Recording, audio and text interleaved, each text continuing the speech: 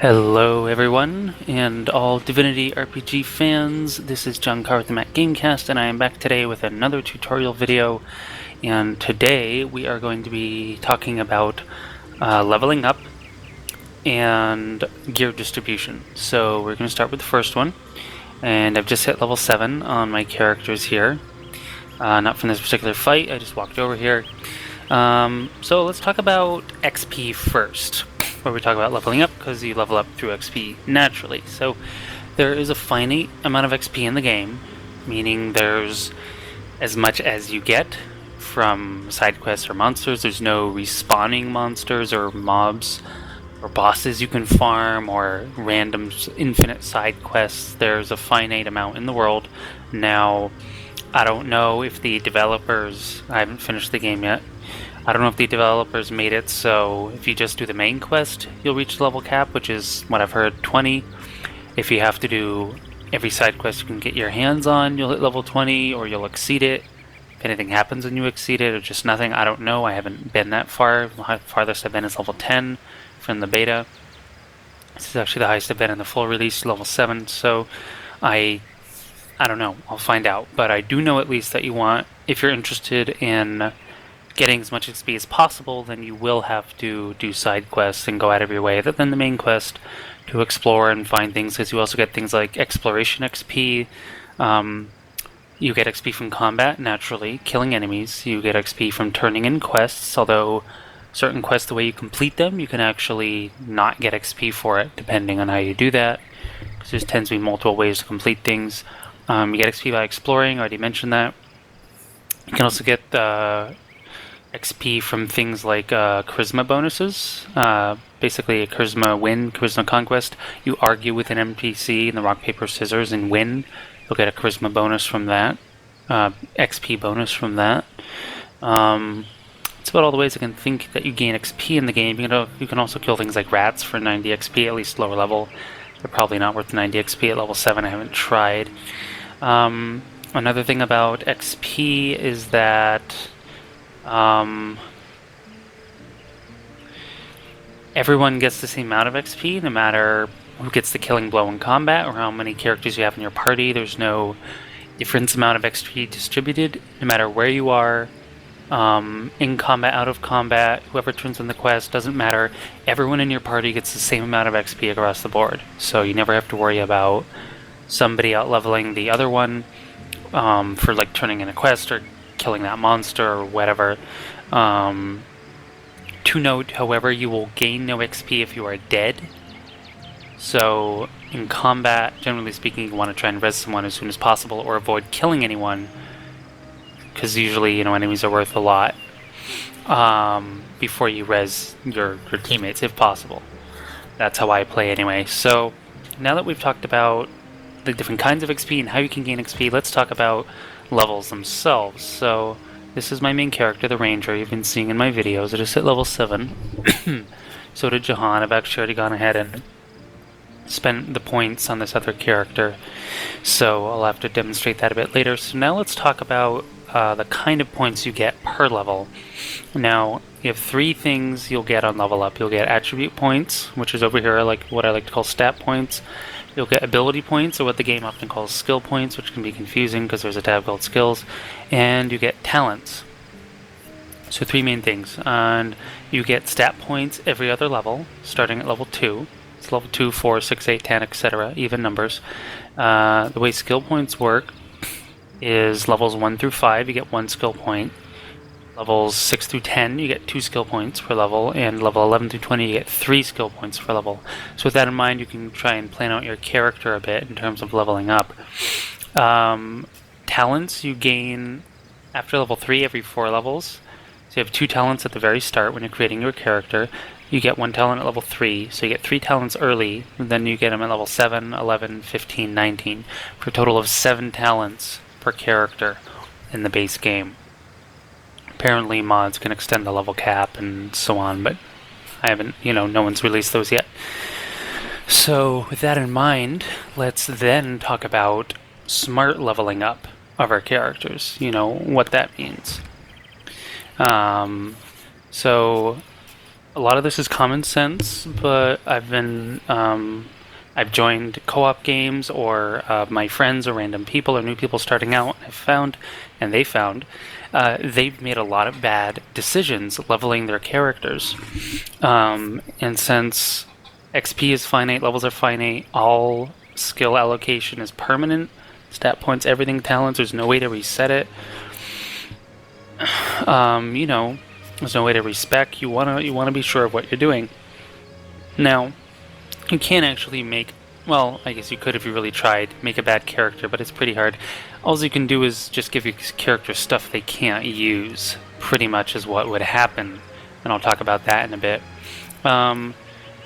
But generally speaking, no abilities or talents require stats, so you don't have to worry about that. But what does require stats is your skills. I'm not on my right character. I've already talked about this in my other video, how stats affect your character. But so if you haven't watched that, go watch that video and come back here. So you don't have to worry about that. But what you do need to be concerned about is certain talents do require a minimum skill level to take. Maybe level 2 or level... I think the only level 1, 2, or 5 is the only ones I've seen. For example, my ranger, to take, there's a skills you can't take are in red. I want to take quick draw, reduces the AP cost of bows by 1, but I can't take this skill until I have expert marksman level 5. Now, I've been rushing expert marksman level 5 with this in mind. The reason I can do this is because this character is lone wolf, so you actually gain 1 extra skill point per level. So instead of 1 you get 2, instead of 2 you get 3, instead of 3 you get 4, and so on. So knowing that, I rush expert marksman level 5 by 7, I know I get a talent at level 7. So I take this, and now quick draw is available to me, and boom. My bow cost just went down, I'll be more effective in combat.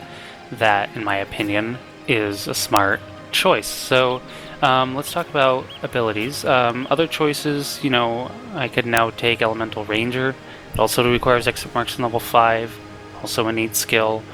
Arrow recovery's good for my character. A chance to recover arrows. So generally speaking, just take talents that make sense for your character. They don't have to purely be specific. There are warrior-specific talents, mage-specific talents, rogue and ranger-specific talents, and just other talents that are general. 5-star diner, doubles the effects of food, courageous, immune to fear, bigger and better gives you an extra point, bully gives you damage against knockdown, scientist, for example, gives you a bonus point in blacksmithing and crafting. Well, I took that. It's not character-specific to anyone, but I wanted those skills, so I took it. But you can, give your character things that don't really make sense. I'll talk about that in a moment. So how skills work for points is the point it goes up. A lot of people, because the game doesn't actually tell you this, but as you level, well, it sort of tells you it, but doesn't tell you it blatantly or obviously. As you level, things cost more. So to take a skill level 1 is 1 point. Take a skill level 2, it's going to take 2 points, so on and so forth.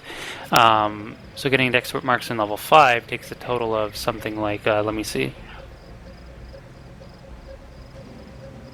14, 15 points. My math may be a little off there, but the point is it takes a fair amount of skills. The cap level, or ability cap of anything, is level 5 in here, no matter what it is. And generally speaking, after this, so my ranger is pretty much maxed her. She's maxed her expert marksman. She may take 1 more level of scoundrel, just to use some maybe other higher level scoundrel skills, not using the daggers, because then I need to take talents for backstab and everything. Rogues are very talent heavy heroes to play, as well as stat heavy. I didn't talk about attributes, let me go back there. As far as attribute points go, rangers are pretty stat heavy. Pretty much everyone in the game is stat heavy outside of mages.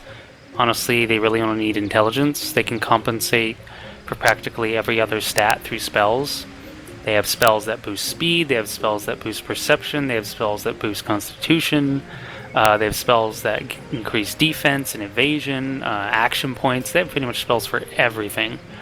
So they don't really need to worry about anything other than pumping their intelligence, but as this particular character, you need dexterity, you need perception, and speed's also pretty handy, though less important than a rogue, perhaps.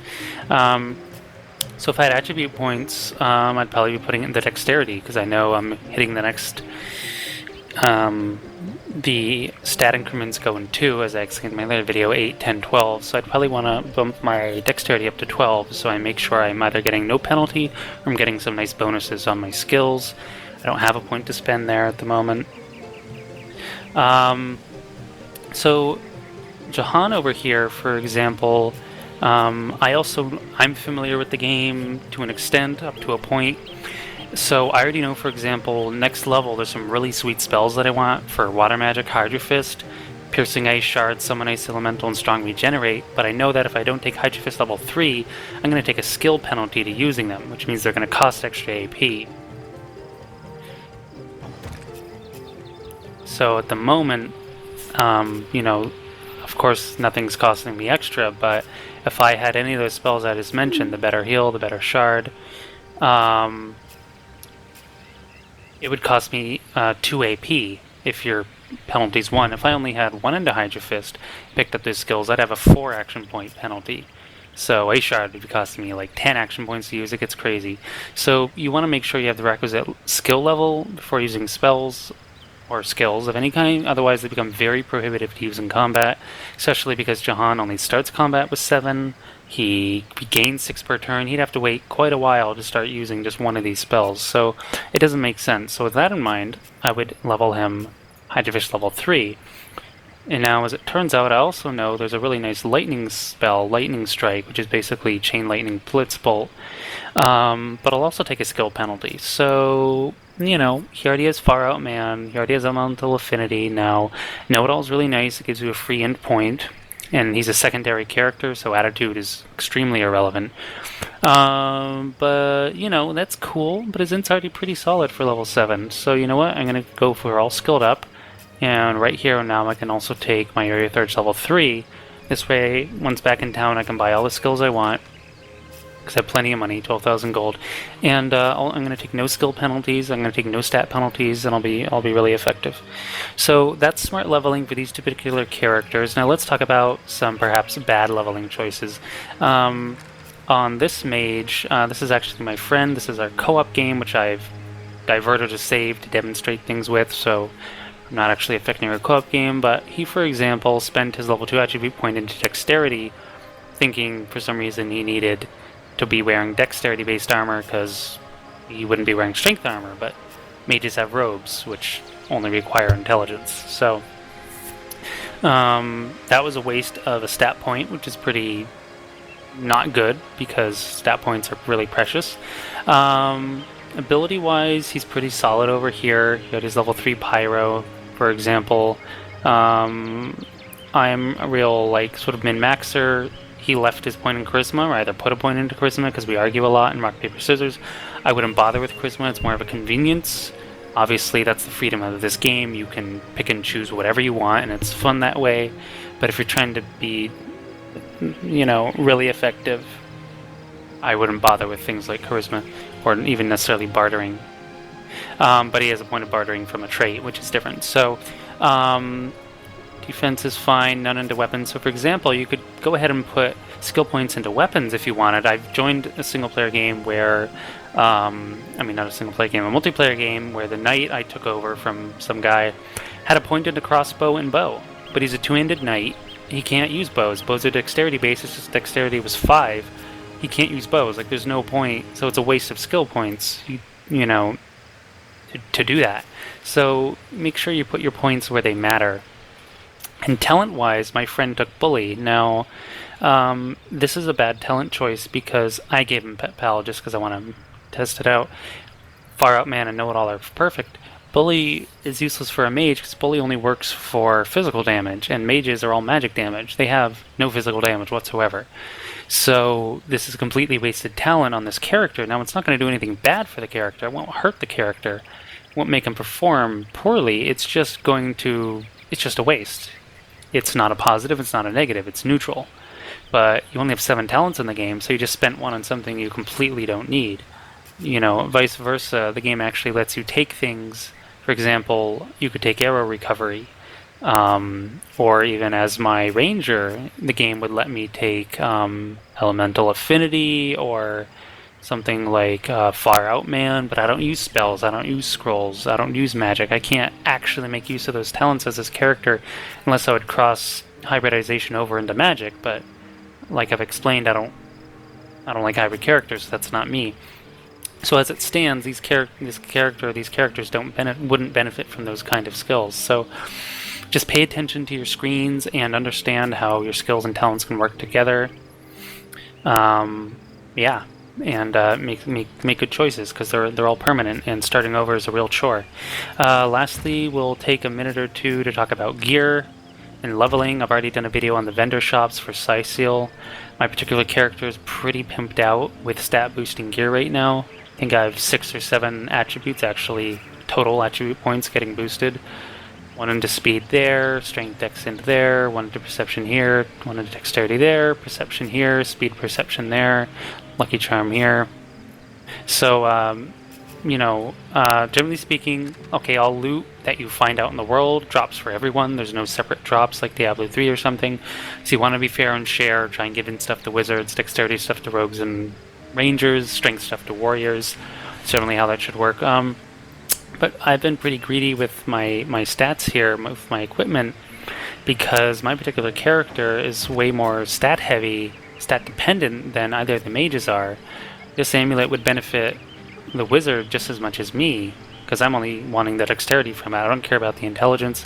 I mean, sure, he has an intelligence amulet for 1, but even if she didn't, I really rely on my dexterity for my damage, for my defense rating, and everything like that, whereas the wizards doesn't really matter that much. I do have a bunch of speed and perception boosting gear, which, yes, would help anyone and get them more action points in combat, but once again, wizards don't have to worry about that as much. Now, if I was the wizard, and my friend was the ranger, if I had found this stuff or identified it, I'd be handing it over to him.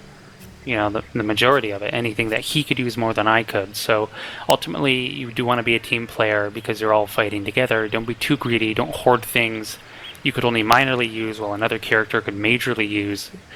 So share the wealth. And when you're around in town, make sure to check the vendors as you level up, because they will sell. They always sell skill books and spell books way above your level, but the gear they have available in, their weapons, bows, armor, tends to be more level specific. So now that they hit level 7, I think level 8 is when belts finally start showing up. You notice none of us have belts. Well, I have Xandalar's trunks, but that's, a deal special, that Kickstarter DLC thing. So just make sure you look gear up in vendors and spread out your loot accordingly. So that's all for this video. Have fun in Cyseal or wherever you are in Rebellion, and we'll see you next time for another video soon. With a wheel of the good stuff.